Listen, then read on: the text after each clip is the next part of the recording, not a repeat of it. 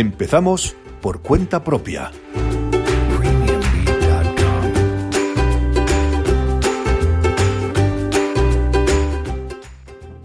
Hola, ¿qué tal? ¿Cómo estáis? Empezamos por cuenta propia, programa número 2, ya sabéis, nuestro podcast dedicado a autónomos, empresas, a hablar de sus problemáticas, de sus inquietudes, de la actualidad que les afecta y también pues a dialogar con ellos, como hoy vamos a hacer un diálogo que va a estar muy interesante, ya lo veréis, os va a interesar. Lo que hacemos siempre en nuestro programa, lo primero, saludaros a vosotros, a los que nos escucháis, y segundo, los agradecimientos a la persona que lleva la producción y la técnica, Iciar de la Serna, que al final es la jefa de todo esto. Hoy en nuestro programa tenemos a un invitado que iba más por el lado de las ciencias, pero que ha acabado por el lado de las letras. Aunque, si me permitís una reflexión, para mí todo lo que tiene que ver con las letras tiene mucho de ciencia.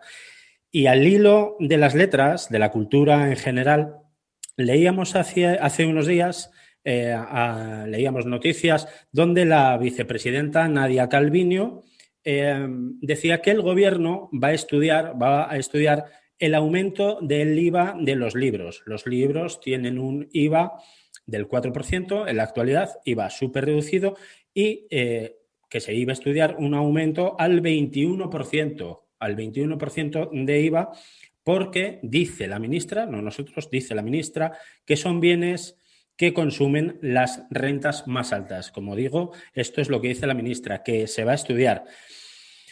Ahora voy a entrar a presentar a nuestro invitado dentro de un momento, pero es que no me resisto a una primera impresión, a una primera intervención y a preguntárselo directamente. Roberto Pérez, ¿son los libros un producto para pijos? No, nunca lo han sido y espero que no lo sean. Con este tipo de medidas nos acercamos más a eso, pero sería un desastre, la verdad, sería un desastre. Bueno, buenos días. Buenos días. Roberto Pérez es fundador, socio y CEO de la editorial libros.com, una editorial muy particular. Ahora nos contará él cómo funciona, cómo es esta editorial, cuya filosofía yo la puedo resumir, o se resume, y ellos la resumen en una frase, en que nos gusta un final feliz, nos gusta un final feliz. Me gustaría, Roberto, porque luego profundizaremos un poquito más, me gustaría que nos contaras qué es libros.com. Pues libros.com es una editorial, como bien has dicho, pero que tiene una particularidad bastante importante, que es que todos los libros que publicamos lo hacemos previamente con una campaña de micromecenazgo o crowdfunding. O sea, todos los libros que publicamos están financiados por una comunidad de lectores que nosotros llamamos mecenas y que gracias a ellos pues podemos hacer los libros. Podéis hacer los libros. Cuéntanos un poco cuál es ese sistema de crowdfunding, cuál es el sistema de, bueno, una persona que dice, yo quiero que mi publicación finalmente salga a la luz. ¿Qué proceso lleva todo eso? Porque claro, lo que nosotros vemos es el libro en las librerías, pues la portada muy bonita, el texto, todo lo que conlleva un libro, pero no sabemos el proceso que lleva detrás, aunque nos llevaría muchísimo tiempo, en un programa como este no lo tenemos tanto. ¿Cuál es el proceso desde que una persona quiere publicar hasta que su libro está ya en una librería para poder ser comprado?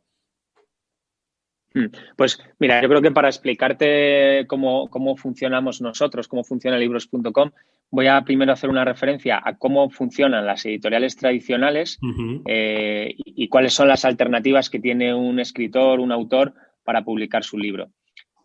Hasta hace no muchos años, la única alternativa, la única opción que tenía un escritor, un autor para publicar un libro era acercarse a una editorial tradicional. Y el proceso es muy sencillo, seguro que muchos de vosotros lo conocéis. Yo tengo un libro, tengo un manuscrito, me pongo en contacto con una editorial, le envío mi texto, mi proyecto, y la editorial me contesta después de valorar si el proyecto tiene sentido en su línea editorial o no. Esto lo que provocaba es pues, unos tiempos muy, muy largos de espera, muchísimo rechazo, gente que tenía cosas que contar, historias que contar que no tenían cabida en las líneas editoriales Grandes. bueno, pues de estas empresas más tradicionales, y surgió pues la autopublicación, ¿no? Con el boom de Internet empezó a abrirse esa puerta, ¿no? A que una persona que tuviera algo que contar, pues podía autopublicarse, ¿vale? ¿Qué significa autopublicarse? Yo tengo idea, un proyecto, algo que contar, me pongo en contacto con una editorial que me ofrece servicios de edición, le pago esos servicios de edición y yo tengo mi libro para distribuir entre mis círculos de contactos o para vender, ¿vale? Estas eran las dos opciones que había hasta el momento. Nosotros cuando empezamos con Libros.com por 2011, lo que vimos es que había un hueco un poco entre medias de esas dos opciones, que era un nicho que se podía personas aprovechar. que quieren... Claro, aquellas personas que quieren publicar un libro, pero que no quieren pasar por un proceso tradicional de edición con largos tiempos de espera, con posibilidad de rechazo y que no tienen dinero para sufragar unos costes de una edición, pues que pudieran publicar, ¿no? Y que pudieran tener esa oportunidad. Y ahí es donde surge Libros.com. Y gracias a una comunidad de lectores que pueden interesarse por un proyecto, apuestan por adelantado, pagan por adelantado el libro. Lectores de todo tipo, no que se crea la ministra que son lectores de rentas altas, ¿no? Lectores de todo tipo, ¿no? Exacto, y creo que ahí es donde reside nuestro gran valor, ¿no? Que tiene cada gente que de otro modo no serían publicables, por lo que acabo de explicar. La gente accede a publicar si tiene dinero y puede autopublicarse, o si es aceptado por una editorial, ¿no? Pero, ¿qué pasa con todas aquellas historias que pueden llegar a un nicho de gente más concreto, aunque sea más reducido, pero que también pueden tener recorrido? ¿Qué pasa con esa gente? No tienen la oportunidad de publicar de manera profesional y de manera adecuada, de tener una distribución adecuada. Pues ahí es donde entra Libros.com, y el proceso es muy similar al de cualquier otra editorial tradicional. Nosotros valoramos todos los proyectos que recibimos, filtramos los que creemos oportunos que pueden pasar por una campaña de micromecenazgo, y cuando hacemos ese filtro, los dos en campaña que dura 3 días para conseguir un objetivo económico que nos ayude a financiar de la publicación, y una vez que esa campaña se ha superado con éxito, empieza el trabajo puramente editorial, ¿no? De corrección, de maquetación, de disco, impresión, distribución y luego la venta, por último, ¿no? Todos los libros que nosotros publicamos pues luego tienen un recorrido en venta, como puede ser con cualquier otra editorial. Tenemos presencia en librerías, tenemos nuestra distribuidora, vendemos nosotros directamente a través de Libros.com, en papel, en digital. O sea que en ese sentido trabajamos igual que una editorial tradicional, pero la diferencia está principal en cómo hacemos esos libros, ¿no? Y cómo nos comunicamos con nuestros lectores. Así que ya saben nuestros seguidores que si tienen algún tipo de inquietud editorial pueden contar con Libros.com, ponerse en contacto con ellos para que les valoren. Eso no quiere decir que les vayan a publicar, pero que les valoren por lo menos su proyecto. Roberto, ¿cuesta mucho conseguir mecenas? Bueno, cuesta como cuesta cualquier cosa que quieres vender, ¿no? Al final las cosas no pasan solas y hay que provocarlas, ¿no? Y no todos los proyectos valen, no todos los proyectos funcionan en una campaña de crowdfunding o micromecenazgo. Al final una campaña de crowdfunding no es más que una campaña de marketing. Y lo que nosotros hacemos es valorar el proyecto, valorar qué patas tiene ese proyecto que nosotros podamos utilizar para armar una campaña de marketing, y eso tiene una estrategia detrás de ejecución tanto en redes sociales como comunicación en los círculos más cercanos de los autores y esa estrategia se va a ir ejecutando durante la campaña de crowdfunding. Hay proyectos que tienen más mecenas, hay proyectos que tienen menos mecenas y hay proyectos que no salen, ¿no? Porque no hemos conseguido ejecutar bien esa estrategia. Nosotros tenemos un porcentaje de éxito muy elevado, cercano al 100%, porque hacemos un filtrado muy exigente, ¿no? Nosotros, primeros pasos, sí. Sí, nosotros valoramos mucho los proyectos porque en el momento en el que nos ponemos a trabajar en un proyecto, si no sale ese proyecto,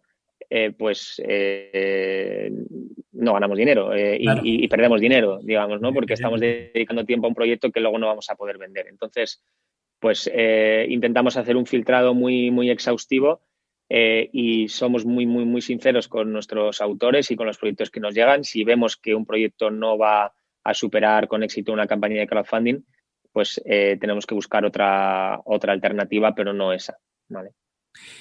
Una editorial, como ya decimos, peculiar, distinta, muy atractiva, accesible a todo el mundo, pero es que Roberto no ha sido editor siempre. Esta no es la primera aventura empresarial que digamos que tienes. Bueno, si me permites, yo te definiría como un emprendedor de habitación, porque es ahí, delante del ordenador, donde se te empezaron ya hace mucho tiempo a ocurrir cosas pues que podrían funcionar.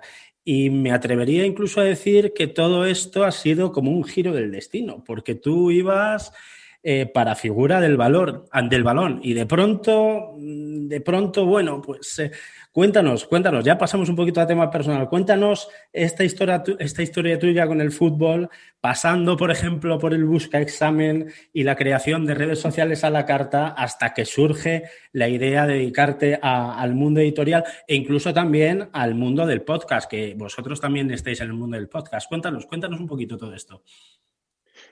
Pues es un recorrido largo, la verdad. Es verdad que ha sido un emprendimiento muy de habitación, que hace ya mucho tiempo que salí de la habitación y ahora he vuelto a la habitación. Irremediablemente sigo en la habitación y no sé cuándo voy a poder volver a salir. Pero bueno, sí, es otro tema. Pero sí, bueno, pues la verdad es que mi emprendimiento casi te diría que se inicia con esa lesión. Yo jugaba al fútbol desde pequeñito hasta los 18 años que me rompí la rodilla. Y en ese momento, en la Unión Deportiva Salamanca, vamos a decirlo, en la Unión Deportiva Salamanca. En la Unión Deportiva Salamanca y bueno, pues mala suerte, me rompí la rodilla y ahí cambia bastante mi vida porque paso de dedicar muchas horas al fútbol, que a mí me gustaba mucho entrenar, me gustaba mucho competir y dedicaba muchísimo tiempo. Me rodilla y tardó en recuperarme muchísimo tiempo, muchos meses, más de un año. No consigo recuperarme y bueno, pues en ese momento repito bachillerato 2 veces, 2 cursos seguidos. No me cuesta muchísimo continuar con los estudios y bueno, pues ya llega un momento en el que tengo que decidir qué estoy haciendo yo con mi vida, con el fútbol, con los estudios y hacia dónde quiero orientar mi futuro, ¿no? Claro. Y es ahí cuando decido romper con el fútbol radicalmente porque veo que ya no me motiva lo que me motivaba antes, ya no estoy bien y quería hacer otras cosas. Pero y a mí siempre me ha gustado. Radical que ni de ver partidos. Sí, bueno, eso sí, pero ya cada vez menos porque ya el fútbol también está cambiando mucho, ya no, bueno, sigo el fútbol, sigo Unionistas, soy muy fan de Unionistas, claro. pero bueno, ya sí que cambia mucho y como tampoco puedo jugar por la lesión, pues bueno, pues digamos que me olvido un poco de esa parte y me centro en lo que quiero ser, ¿no? Profesionalmente. Y es verdad que a mí siempre me ha gustado hacer cosas, crear cosas y no sé si parte de culpa de esto tiene que ver con las horas, la cantidad de horas que he pasado encerrado en una habitación. Delante de un ordenador, ¿sí? Jugando, programando y parte de la culpa igual la tiene mi hermano, ¿no? ¿No? Sí, puede ser. Quizás quizás eso me ha ayudado siempre a intentar crear cosas nuevas, a ser muy proactivo y como has dicho, no has mencionado algunas de las cosas que he hecho, Buscaexamen, muchos proyectos que eran, sin saberlo, eran pequeñas empresas y que por ese motivo, por no saberlo, por no tener suficiente madurez en aquel momento, pues esos proyectos se fueron cayendo, ¿no? Pero eso sí que fue generando un pozo de vamos a ir creciendo, vamos a ir haciendo cosas nuevas y al final, bueno, yo estudio informática y bueno, eso me da muchísimas posibilidades, ¿no? Porque al final la programación lo que me ha ayudado ha sido una herramienta para crear cosas y al final yo cuando la gente me pregunta a qué te dedicas, pues me cuesta un montón explicar a qué me dedico porque soy de formación técnica, programador, pero me dedico a hacer libros, pero en realidad a lo que más me dedico es a solucionar cosas, a solucionar problemas. Y a solucionar problemas... Un señor lobo del emprendimiento, ¿eh? Bueno, el señor Lobo, a mí me gusta llamar señor Lobo a mi compañero Miguel, que es nuestro director de Claramente es Miguel. Él es más señor Lobo que yo, pero sí. a mí me gusta quizás más la parte más creativa de ver los problemas que hay en una empresa, que son muchísimos, sobre todo cuando empiezas prácticamente sin recursos. A medida que vas creciendo, tienes más recursos y van surgiendo otros problemas. Y cuando eres un poquito más grande, pues los problemas se siguen multiplicando y al final a mí lo que me gusta es eso, ¿no? La gestión de todo eso. Los libros ha sido una bendita casualidad el haber acabado trabajando ahí, trabajando en ese proyecto y desarrollando ese proyecto, pero podían haber sido otras cosas, ¿no? Fueron exámenes, fueron una comunidad de estudiantes internacionales, luego fueron películas y ahora son libros y seguirán siendo libros porque llevamos ya pues más de 10 años trabajando en este proyecto, ya es un proyecto muy maduro y aunque todavía nos queda mucho recorrido, pues bueno, ya empresarialmente sí que ha tomado una forma bastante buena, bastante estable. Muy estructurado.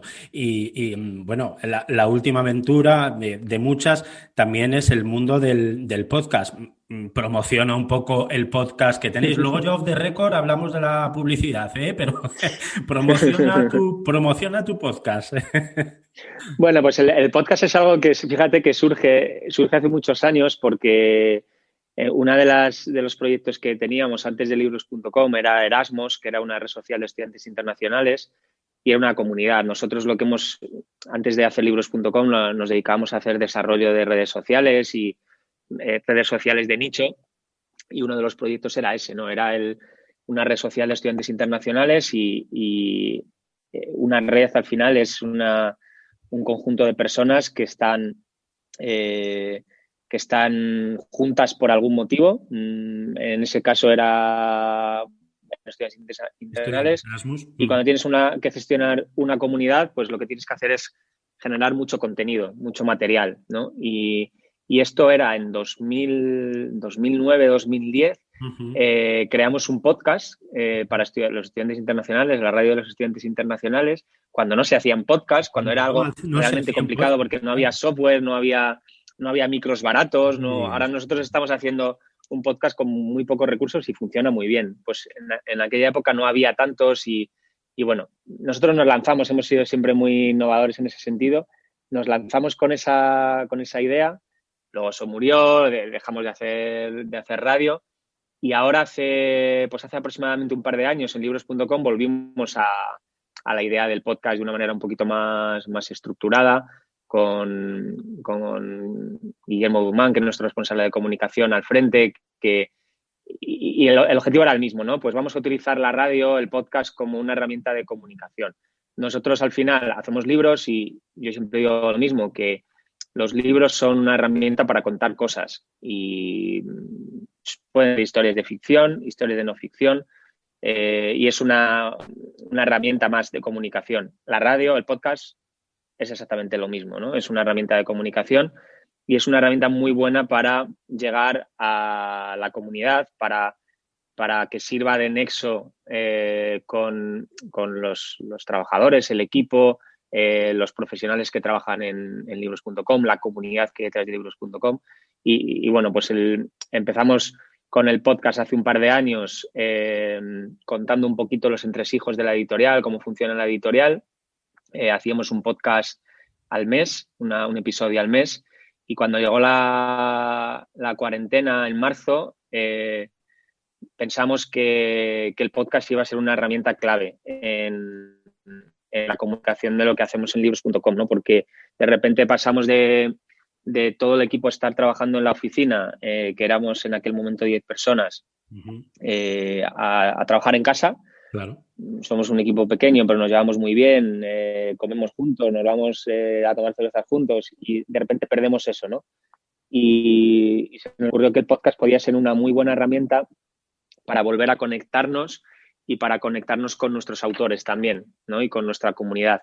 Y decidimos hacer un episodio diario, una entrevista diaria a los autores para que nos contaran cómo estaban llevando la cuarentena, cómo estaban viviendo ese momento, y eso nos unió muchísimo a todo el equipo. Y bueno, luego cuando ya se relajó un poco la cuarentena, pues ahora nos hemos estabilizado estamos en 3 episodios a la semana, entrevistamos a autores, a librerías, y bueno, pues al final el podcast es una herramienta, como digo, de comunicación increíble para estar en contacto con la gente y para generar contenido alrededor de un tema concreto, en este caso son los libros. El podcast se llama, para que todo el mundo lo pueda seguir y lo pueda escuchar, se llama Seguimos Leyendo. El podcast se llama Seguimos Leyéndonos, y ese nombre tiene que ver con ese momento, ¿no? En el que empieza la cuarentena y parece que no sabemos qué va a pasar, qué está pasando aquí, qué va a ser de los libros. La gente va a querer seguir leyendo, va a querer seguir comprando libros, y dijimos, bueno, es un podcast, es radio y seguimos leyéndonos, ¿no? Multitrayectoria, la de Roberto Pérez, de libros.com. Vamos a ir ya terminando, pero podemos preguntarle todavía algunas cosas más. El libros.com tiene temáticas variadísimas, muy variadas para todo tipo de públicos. Vicepresidenta, para todo tipo de públicos, le decimos. Por ejemplo, la Gürtel, por ejemplo, el caso de los ERES o incluso el conflicto en Siria. Pero para Roberto, ¿cuáles son los 3 libros de los que te sientes más orgulloso? Eso es dificilísimo decirte 3 libros. Es que cada día te podría decir una cosa distinta, porque yo tengo la gran suerte de trabajar haciendo libros y conociendo un montón de historias. O sea, un montón de historias. Y como has dicho, tenemos libros de todo tipo de temática. Una anécdota muy curiosa, ¿no? Con el tema del libro de la Gürtel, ¿no?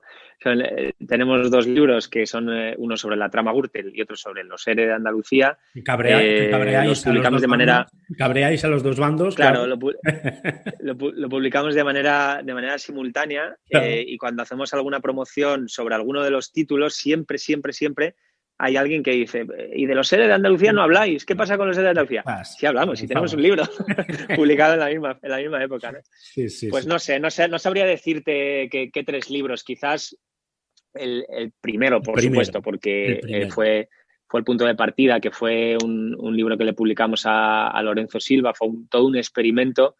Lorenzo Silva, que después ha sido Premio Planeta. Sí, no con ese libro, pero sí. Ojalá.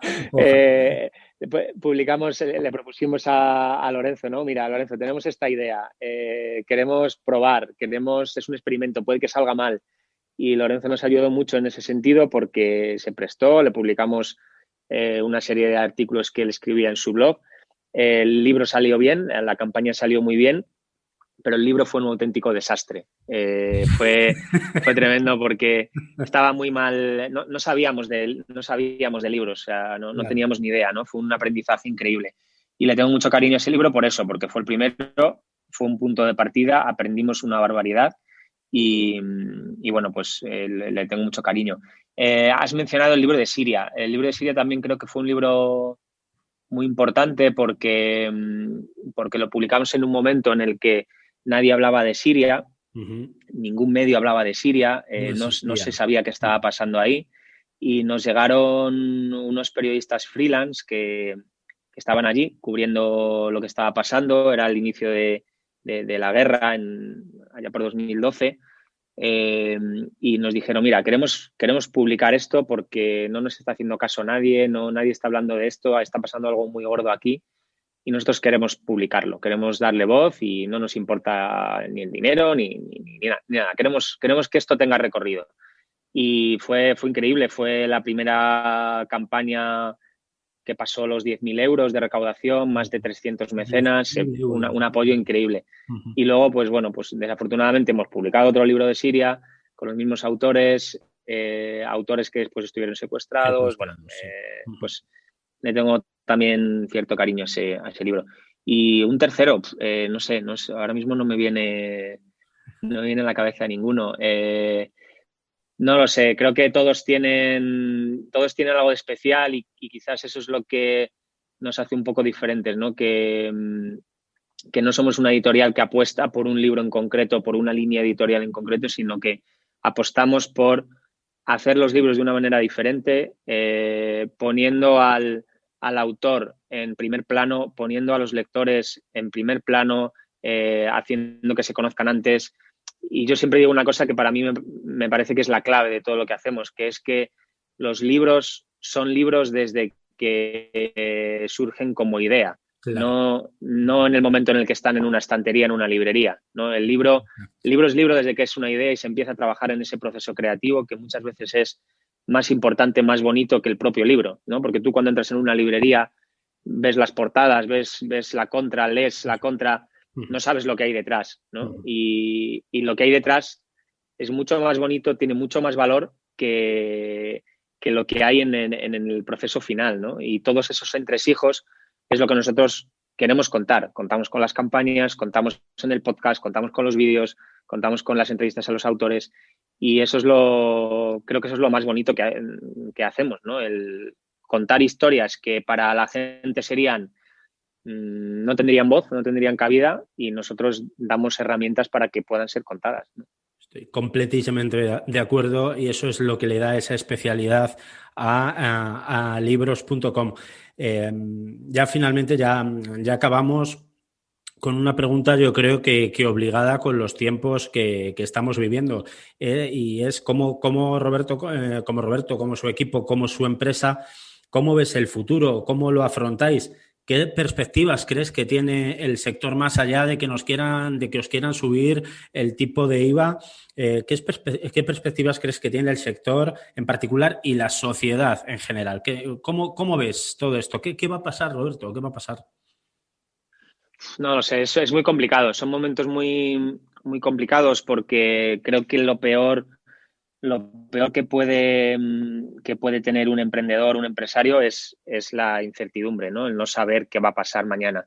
Y eso lo tenemos desde hace muchos meses y no sabemos cuánto más lo vamos a tener. Entonces, bueno, sí que es verdad que nosotros, por cómo hemos empezado esta aventura y cómo es el equipo y la filosofía que tenemos, estamos muy acostumbrados a trabajar con incertidumbre y a soportar incertidumbre y presión, con lo cual esto evidentemente nos ha afectado, pero somos buenos, creo, gestionando la incertidumbre, pero no sabría decirte qué va a suceder, ¿no? Porque hay muchas variables, no depende de nosotros como empresarios, ¿no? Depende de cómo la sociedad se comporte frente a un problema muy gordo, depende de la capacidad económica que tenga la sociedad.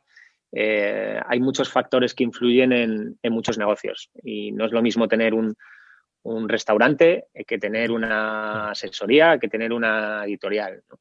En cuanto a nuestra industria, pues creo que es un momento de cambio que, bueno, nosotros veníamos haciendo mucho esfuerzo porque esto cambiara de alguna forma, ¿no? Y es una industria muy tradicional, muy, muy estática, que no le gustan demasiado los cambios.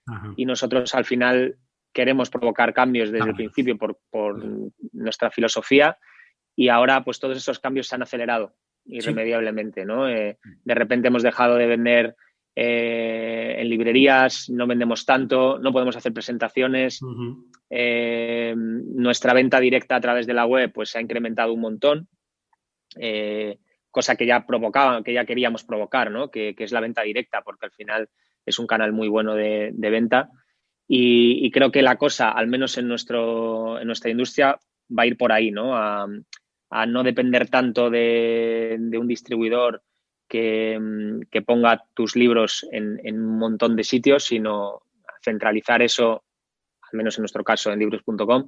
Y en nuestro caso pasa por hacer comunidad, por fidelizar aún más a la comunidad, por comunicar de una manera diferente como estamos haciendo los libros, y pasa por ahí. ¿Qué va a pasar dentro de 3-6 meses?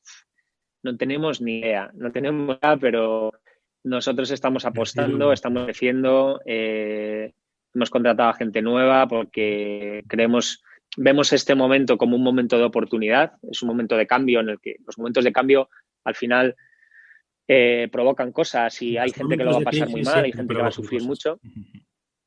Y nosotros, pues bueno, un poco por supervivencia, queremos estar en ese cambio y queremos salir reforzados de ese cambio. Si lo conseguimos o no, vamos a ver. O sea, estamos trabajando muy, muy duro,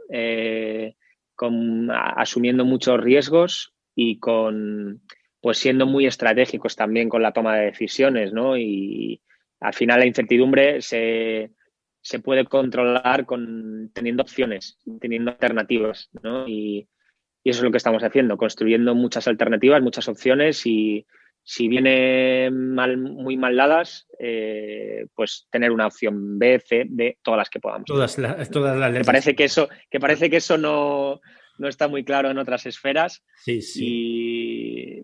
Y a ver, sé que es muy complicado, tiene que ser súper complicado estar al frente de una gestión de algo de estas características, pero bueno, esa incertidumbre se tiene que combatir con opciones y con alternativas. Pues Roberto Pérez, muchísimas gracias por atendernos, por participar en esta aventura que nosotros también empezamos, un invitado excepcional, con un recorrido excepcional, con una empresa súper, súper atractiva. No tengo nada más que agradecimiento y decir que esta es tu casa, obviamente, por cuenta propia, y mucha fuerza, que sigáis con todo lo que estáis proyectando, con todo lo que estáis ayudando a gente, con todas las líneas que tenéis montadas. Roberto, muchísimas gracias, y cuando quieras ya sabes dónde nos tienes. Muchas gracias, es un placer y mucha suerte con Por Cuenta Propia. Creo que es muy útil el tener un podcast con contenido como el que estáis generando, porque es muy inspirador, y hace falta más gente emprendiendo, más gente arriesgando, y creo que esto va a ayudar a que la gente tenga más y más ideas. Así que suerte y gracias por la invitación. Muchas gracias, Roberto. Eso es lo que pretendemos en Por Cuenta Propia, inspirar, tener diálogos con gente como Roberto, que tiene una trayectoria muy buena, una consolidación. Sabéis que podéis poneros en contacto con nosotros a través de nuestro correo electrónico, porcuentapropiapodcast@gmail.com. Aquí termina el programa número 2 de Por Cuenta Propia, pero inmediatamente nos vamos a poner a trabajar en el programa número 3. Y atención, padres, atención, madres, porque el próximo programa os va a resultar muy, muy, muy atractivo. Será dentro de 7 días, como siempre, Por Cuenta Propia.